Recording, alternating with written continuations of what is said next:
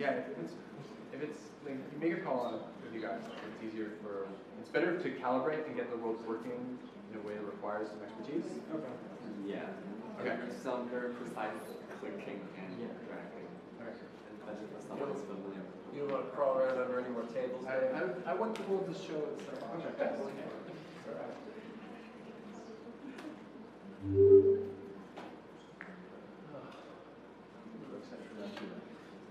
You're not kidding.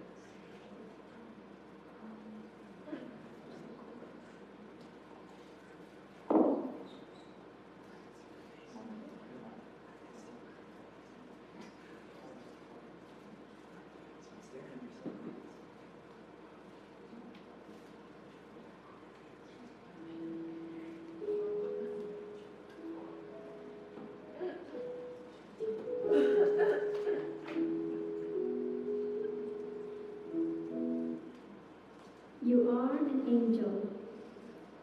It is your duty to protect those who are good. There is a spirit trapped in the inferno.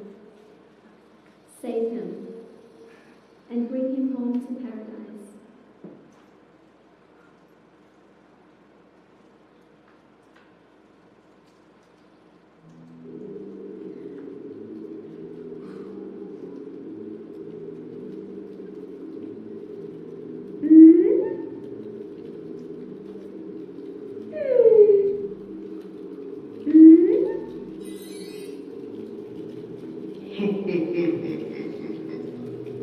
You can't just run away. I'm going to find you and bring you back to hell.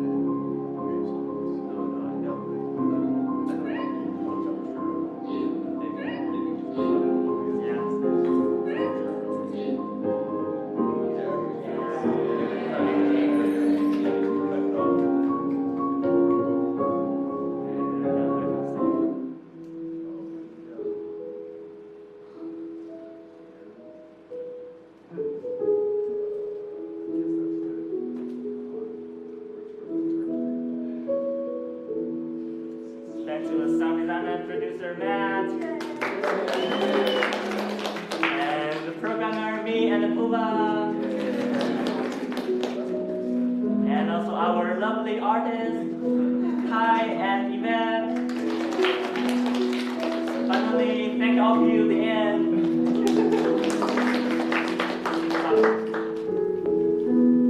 Want me to start on this? You can start. All right. Okay, cool. Well, you guys made a lot of improvements since last time. You stuck with your initial theme, but I think it feels like you simplified your story a little bit, so it was very clear what the goal is. For this world, you guys focused a lot on level design. You have these escalating levels. Was it 3 or 4? I can't remember. 3, right? So you have these 3 levels that escalate up. You do a good job of tutorial explaining first you have to go to the ending, and then what's the second thing we learn? First the ending. Oh, then you learn about paths? I can't remember. Dragging. Oh, right, move the box. Right, learn to move the box. And then we learn the complexities of the tombstones. That part is a little overwhelming, and you see this big long logic chart. That's a little tough, but not the end of the world, just a little bit challenging there. And you thought a lot about how to make levels that would be a good challenge. Seems pretty hard, but for a thing like this, it's not. Having that last level be kind of hard can be good because it makes people want to try it a few times. And I thought all that made sense. I like the way you changed the music as the levels progressed. That was nice. It set the tone pretty well. And you had some nice little touches like we often see devils holding a trident. We almost never see them use the trident. And like seeing that, like that devil kind of like, poking the ghost with the trident really made you feel like, yeah, wow, that guy's a jerk. That's really bad. That seems like something that guy needs to get away from.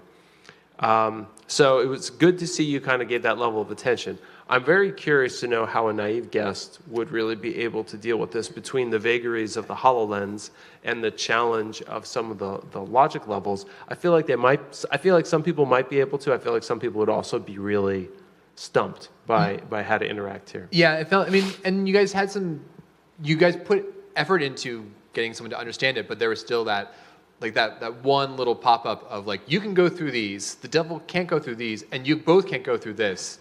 And it was like, my brain was sort of like, I'm not even going to try. But I think with time, actually the better question is, how much time would it take a naive guest to like get comfortable with the system? And my guess is it would be more than 5 minutes, but probably less than a half an hour. We actually build the game in a long-term project, such that we can build more levels and the difficulty goes up and up, so people will like to put more and more effort into the game. That's what we want. Right. One of the things, like some moments I really liked, your world is very game-like, and so you have this question of like, what happens when you die? And like often the answer is you die, and then like you restart. You guys had this little mini game, and it was like this little moment of, instead of just like being very game-like and saying, oh, and now we reset, you're like, you got caught, and now you, the guest, it's your job to like do this sort of last-minute save. And like the second time we went through it, it was like a little bit repetitive, but the first time it was like, oh, this is like I thought it was like a nice piece of sort of continuing the storytelling of, this is the reason why you get to reset. Like you escaped, and you've got a little bit of a head start. It just so happens it's the exact same beginning of the level, but you guys are walking this line between, it's a game, it's on a grid, you click to move, and there's a crate you have to move to block things, and there's doors. At the same time, you're telling a story. And it's tough because there are games where the story isn't important and you just do the mechanics, and the mechanics are interesting on themselves. But we're asking you guys to sort of tell a story like character A and character B, and you guys are walking that line. I think that minigame helped sell that. There's another moment at the beginning you have, and I sort of wish, it set me up for more, and I was a little disappointed with like the complexity of the mechanics that followed through. Was the first thing you ask the guest to do is drag the character up and out.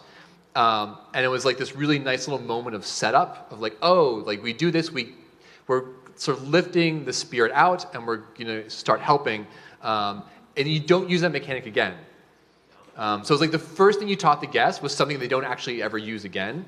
Now you proceed to teach the guest a lot of stuff. So it wasn't like you stopped teaching, but it was this interesting moment of, I was excited to like then use that mechanic, and we're going to be like lifting and saving, but the movement was a click on the ground. And I think again it's like just interesting to think about, where is the mechanic in the interaction reinforcing of the world and the story, and where is the mechanic more of a compromise on what like is easy to understand, or like is just sort of an interface. And I think the lifting and dragging was more of a natural mechanic, and the sort of the clicking on the ground was more of an interface to go through.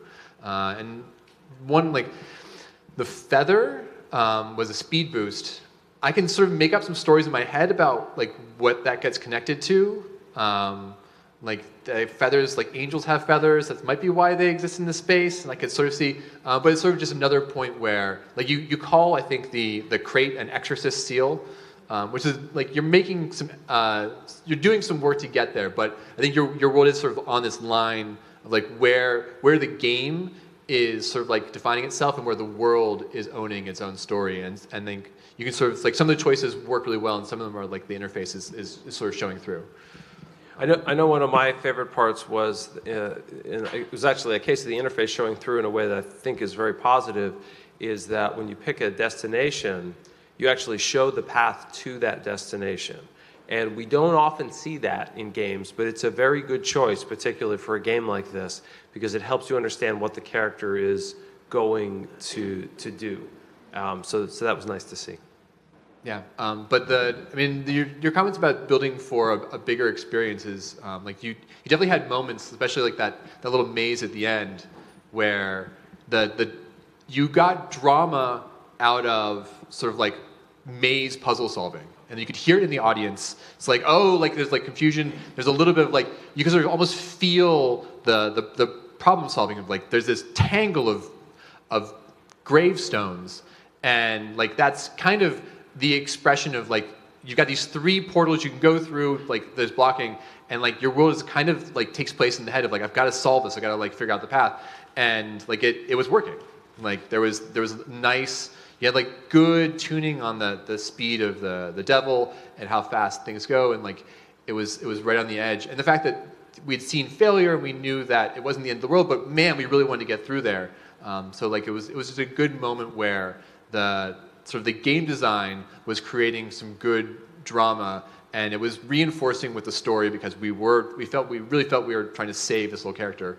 And then the ending was cute. Like it was a little, like the credits was like, a little extra on the end. But we get sort of this like visual payoff of the spirit sort of ascending through a shaft of light. And so I think a lot of your little choices on how to reinforce the story were really good, and they elevated it beyond just sort of this grid maze experience, and they did bring character to it. I definitely predict that in the future, augmented reality credits is going to be a thing that people like really give a lot of attention to, and you got the first glimpse of it today. So good job. Good work. Thank you, guys. Thank you. Thank you.